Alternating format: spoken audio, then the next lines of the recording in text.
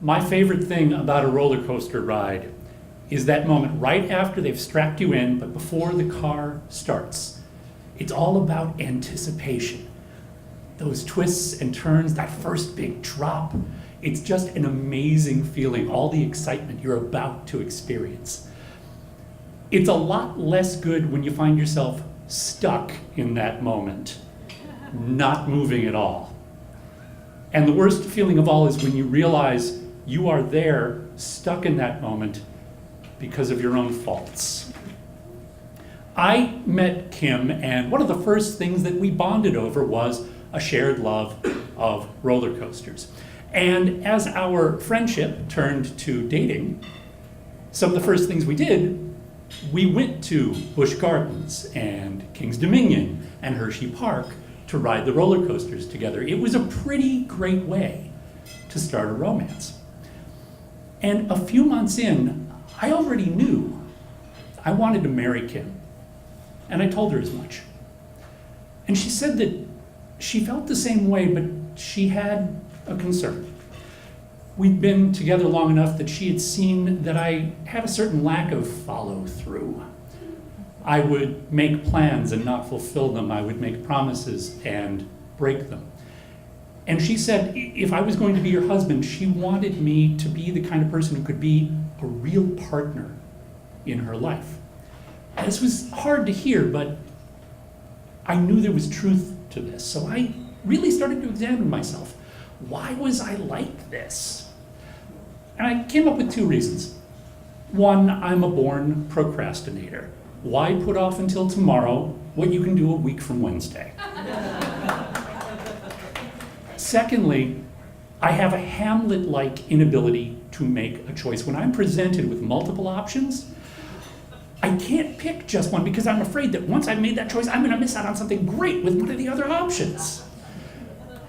So, having this new insight, I started to work on myself and try to overcome this tendency of mine.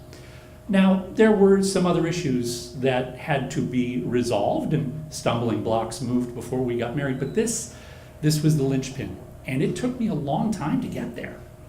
So long that I felt stuck. I'd found this amazing woman. I knew I wanted to be with her, but I had to wait. Well, about 6 years after we met, Kim came to me one day and said that she'd seen enough. She was comfortable with the progress I'd made, and she was ready to accept my proposal if I wanted to extend it. We got engaged within a month, and we started planning the wedding. We decided that we would split up the responsibilities. She would handle the ceremony and the reception, and I would handle booking the honeymoon. Now, we talked about what we wanted in each.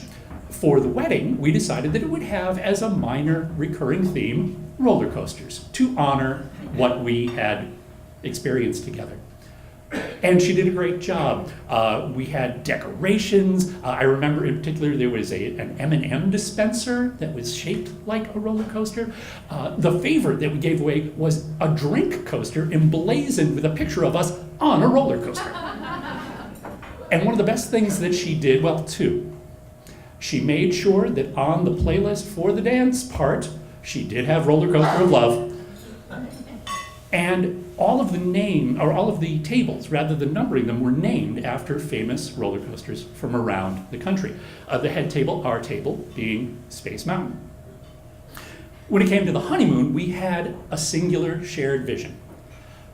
An exclusive tropical resort with a swim-up bar, where we could spend our days just drinking fruity umbrella drinks and relaxing in the warmth.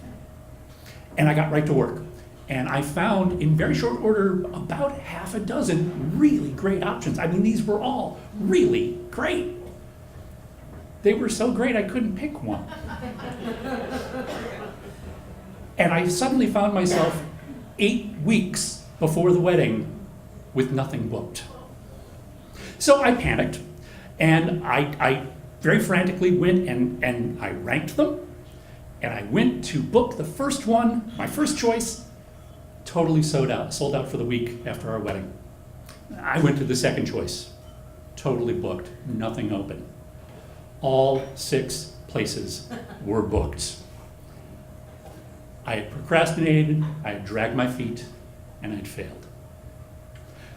So I needed to come up with a plan B. And I decided that I would dovetail with the theme of the wedding. Why not go someplace with roller coasters? How about Walt Disney World? That'll work great, it'll be romantic, she'll love it, and she'll forgive me. So I brought this to Kim. To say that she was disappointed would be an understatement. And she asked if she could have a few days to think about it, whether or not this was an acceptable substitute. I said that was fine. I'd looked at it. There were plenty of options at Walt Disney World. We could book it in a week. We could book it in 2 weeks. We'd be fine. And indeed, after a long weekend, she came back and said, all right, Walt Disney World will be fine. So I went, I booked it, and it turned out to be great. We were there in the warm Florida sun, and we had no responsibilities. We're in the happiest place on earth. I had booked us in the Polynesian Village Resort, so we at least have the veneer of our tropical paradise. And we did get to spend that whole week riding some of the most amazing roller coasters in the world.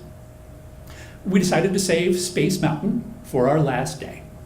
And when we got into the car, sitting, of course, in the first car, the best one, I had this wave of euphoria. Here I was in my favorite part of any roller coaster ride. This woman who I've wanted to marry, she's my wife now.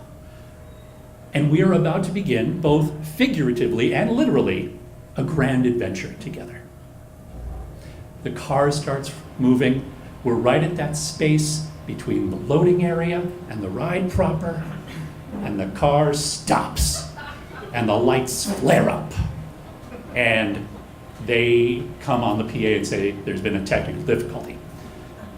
Well, I laughed ruefully to myself, and I turned to Kim and I said, well, if this isn't a perfect metaphor for our courtship. And she laughed gamely. And I'm actually surprised she didn't just turn around and punch me in the mouth. More surprised than you might think, because there was something I didn't know at that moment. There's something I didn't know when I decided to tell this story here a few weeks ago. Those days when she was contemplating whether to accept Walt Disney World as an alternate for our honeymoon, she was actually contemplating whether or not to go through with the marriage.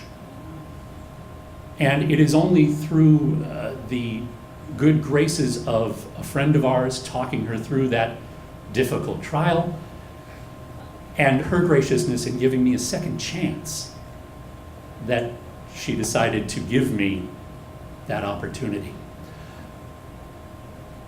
April 19th, we will celebrate our 9th anniversary, and I'm happy to say that the thrill ride continues.